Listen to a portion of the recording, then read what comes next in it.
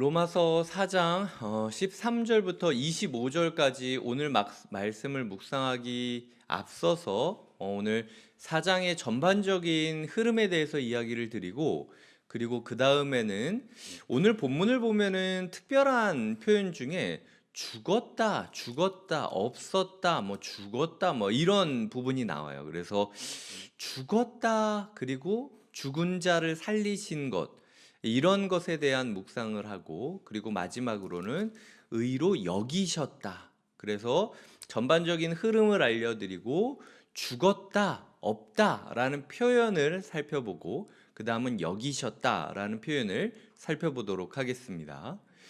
먼저 4장을 보면요, 4장의 흐름을 예를 들어 팀 켈러 목사님은 이렇게 이야기를 하고 있습니다. 믿음으로 의롭다 하심을 받을 때 우리 성도들은 무엇이 달라지느냐? 유대인들이 율법을 행함으로써 우리가 구원을 얻는다라고 이야기를 했을 때, 그 유대인들이 경험했던 삶의 열매는 다른 사람을 판단하거나 하나님을 무시하거나, 그게 이방인이건 유대인이건 결국은 관계가 깨지는 것, 그것이 우리 인간이 잘못된 방식으로 구원을 추구할 때 일어나는 증상이고 열매다라고 이야기를 하고 있습니다. 거듭 이야기 드리지만 로마서에서 말하는 의라는 단어는요, 내가 뭔가 완벽하다, 완벽을 뜻하는 의라기보다는요, 관계의 회복을 뜻합니다. 일단 아버지와 아들의 관계가 회복된다면 잘 맞지 않는 것이 있다고 하더라도 맞춰갈 수 있는 거고요. 사람과 사람 사이의 관계가 다시 회복되었다라면 이제부터 서로가 서로를 존중하고 아끼면서 회복하면 되는 거예요.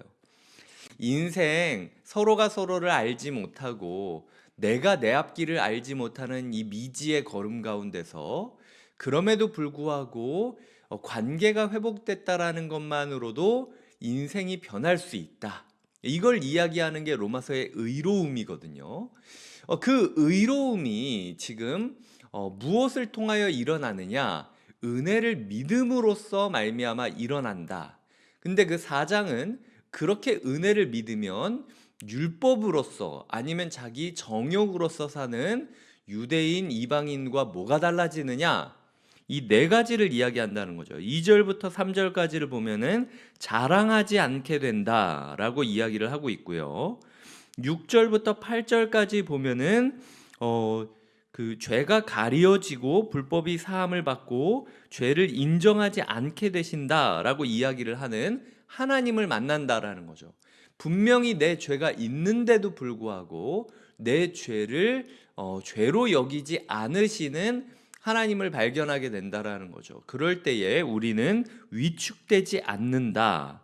세 번째로는 16절에 보면은 약속의 상속자가 된다라고 이야기를 하고 있죠. 오늘 나의 모습으로 평가받는 것이 아니라 내일 주님께서 우리에게 주실 약속으로 평가받는 인생이 될 것이다 라고 이야기를 하고 있고요. 18절을 보면은 소망이 없을 때 소망하게 된다. 팀켈러 목사님이 이 네 가지를 강조하고 있는 겁니다. 믿음으로 의롭다 하심을 받은 복음의 사람은 어떻게 삶이 바뀌느냐? 첫 번째, 자랑하지 않게 된다. 두 번째, 위축되지 않게 된다. 세 번째, 약속의 상속자가 된다. 네 번째, 소망 없을 때 소망하는 소망의 사람이 된다. 이것이 우리가 율법도 아니고 정욕도 아니고 복음을 붙잡아야 되는 이유다라고 이야기를 하고 있다라는 거죠. 바울은 굉장히 도전적으로 이 메시지를 전하고 있습니다. 왜냐하면 당시 유대인들이 가장 사랑했던 두 사람을 물고 늘어지기 때문이에요.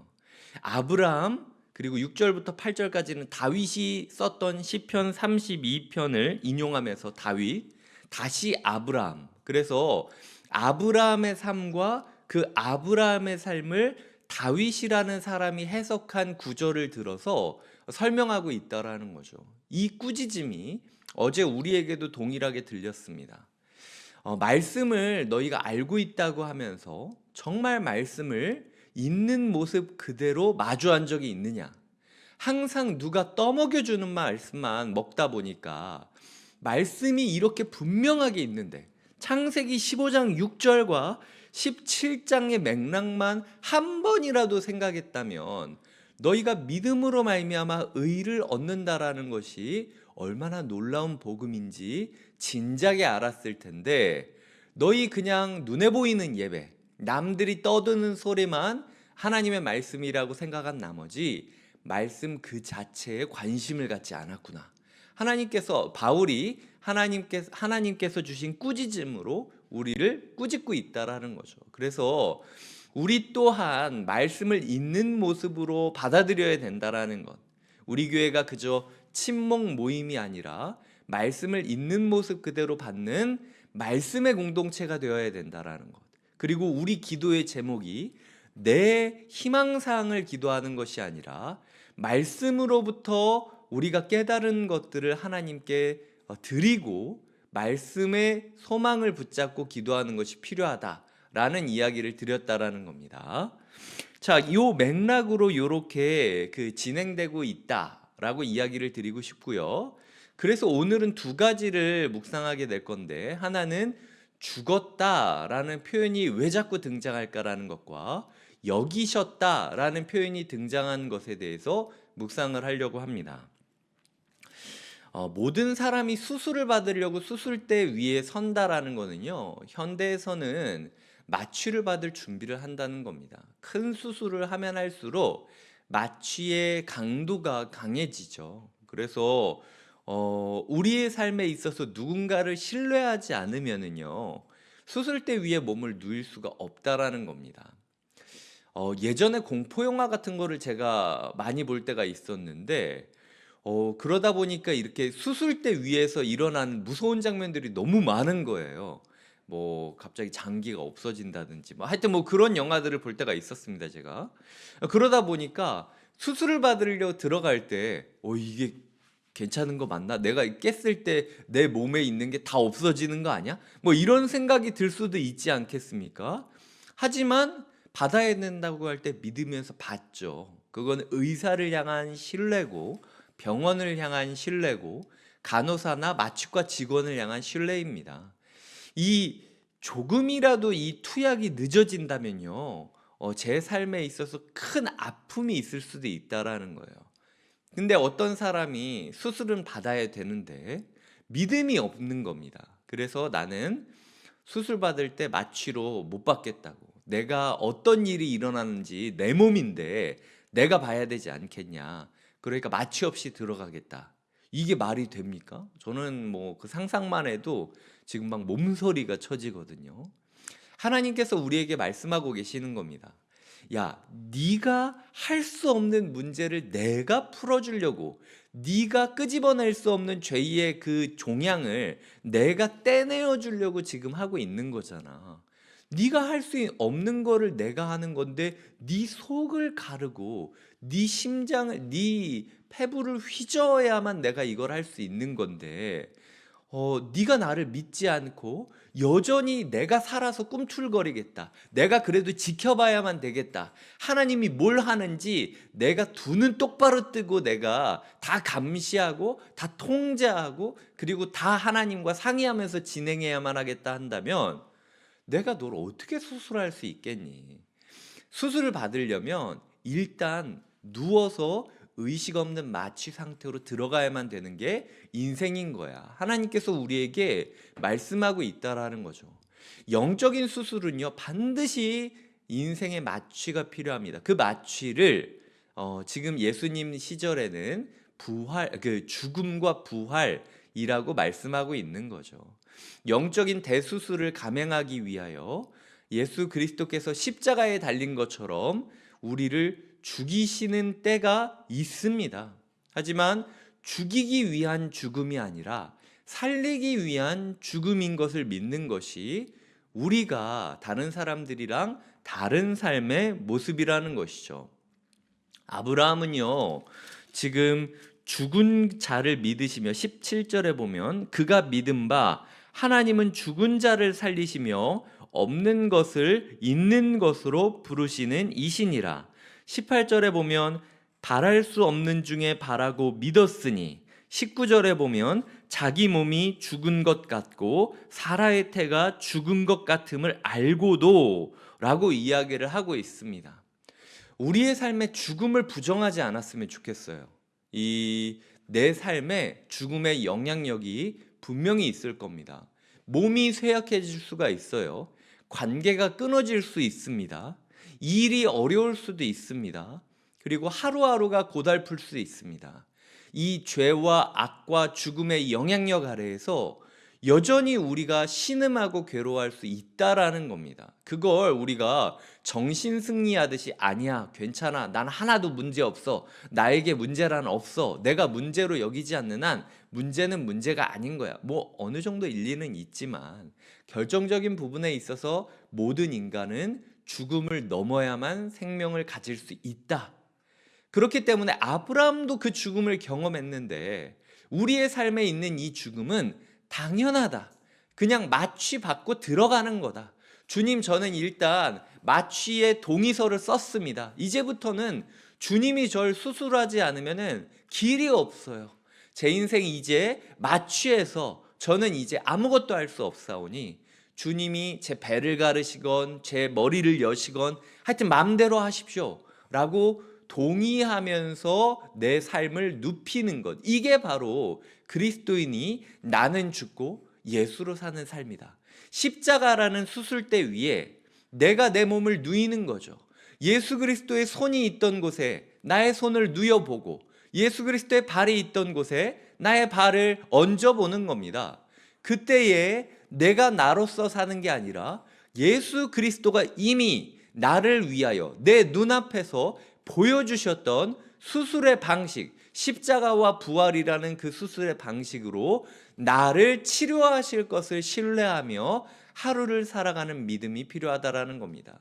그렇기 때문에 우리의 삶의 죽음을 너무 두려워하지 마시고 그저 그냥 우리는 십자가의 틀 위에 우리의 몸을 어떻게 누일지만 고민하시는 하루를 살아가야 된다라는 거죠. 그게 아브라함의 믿음이었다라는 겁니다. 아브라함이 스스로를 쪼개어 회복시키고 스스로를 수술시킨 게 아니라는 거죠. 우리의 바뀌지 않는 마음, 바뀌지 않는 생각을 너무 바꾸려고 노력하지 마세요. 사람은요, 부정적인 생각을 하게 되면 자꾸 그것만 강화되게 됩니다. 안 되는 나를 붙잡고 막 해결하려고 하지 마시고 그냥 나는 수술대 위에 누웠다. 어제 그저께 예로 들자면 이미 나는 스위치 눌렀다. 내가 하나님 믿겠다고 스위치 눌렀는데 뭐 발전소에서 전기가 언젠가는 오겠지. 그냥 믿고 일단은 불 킨 채로 기다려보자 라고 있는 게 오늘 우리의 소망의 삶이 되어야 된다라는 거죠. 그래서 죽음을 두려워하지 말고 반드시 회복을 위한 과정으로 죽음과 이 마취가 필요하다라는 걸 인정하는 게 필요하다라는 것과 다음으로는 22절에 보면은 의로 여겨졌느니라, 23절 의로 여겨졌다, 24절 의로 여기심을 받을, 그리고 25절에 의롭다 하시기 위하여 살아나셨느니라 라고 이야기를 하고 있죠. 완벽하지 않아도 괜찮다라는 겁니다. 이게 우리의 죄책감이라는 게요, 이 죄의 먼지 하나만 묻어 있어도 우리는 뭔가 하나님한테 버림받았다라고 느낄 때가 있습니다. 그런데 아이가 놀이터에서 막 놀 때 끝날 때 어떻게 됩니까? 완전 흙 범벅이 돼요. 그리고 뭘 주워 먹었는지 뭘 만지는지도 모르는 채로 몸에 곳곳을 묻히고 있을 때가 있습니다. 그렇다고 부모가 아이를 버립니까? 아니죠. 아이를 씻기죠. 하나님과 관계가 회복되는 의로운 삶은 이런 거예요. 우리가 세상 가운데 얼마나 괴로움이나 슬픔이나 연약함이나 아픔이 있다 할지라도 다 씻어주실 주님을 기대하게 되는 게 하나님과의 의로움에서 우리가 경험하는 삶의 모습이라는 것이죠. 어제도 저희 아이가 거의 한 4시간 정도 놀이터에서 놀다 왔는데 집에 와서 보니까 무당벌레가 하여튼 그래서 얘기를 들어보니까 무당벌레 5마리를 손에 들고 막 돌아다녔다고 그러더라고요. 그게 그래서 집에 이제 무당벌레가 자기도 모르게 떨어져 있는 거를 저희 강아지가 이렇게 보던 때가 있었거든요. 그렇다고 해서 부모가 아이를 혼내고 너 왜 그랬냐 이럽니까? 그냥 그런 일이 있었구나 하고 씻어야겠다. 안 씻으면 감기 걸리겠다. 그래서 씻겨주고 옷 챙겨주는 게 부모의 마음이라는 거예요. 너무 우리의 죄에 사단은요, 우리의 그 먼지, 우리의 연약함, 우리의 죄를 가지고 자꾸 우리의 마음, 죄책감을 긁어댑니다. 그러면서 얘기하는 거죠. 너는 안 돼. 이것 봐. 넌 또 실패했잖아. 넌 안 돼. 넌 못해. 그런데요, 인생이라는 걸 생각해 보면 태어나서부터 갑자기 성인이 된 것처럼 응애응애하지 않고 저는 제 투표권을 행사하고 인간으로서의 존엄을 다하겠습니다 하면서 가위 주세요. 제가 제 탯줄 다루겠습니다. 이렇게 하는 아기가 어디 있습니까? 모든 인간은 생명의 순간부터 자라감을 경험하게 되어 있습니다.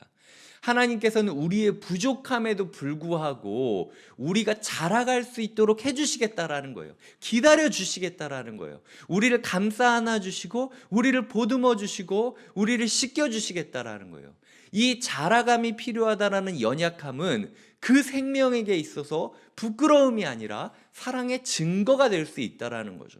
사단이 우리를 회방하고 참소하며 하나님으로부터 우리를 멀어지게 만들 때마다 우리 가운데 의로 여기시는 하나님을 묵상하셔야 됩니다.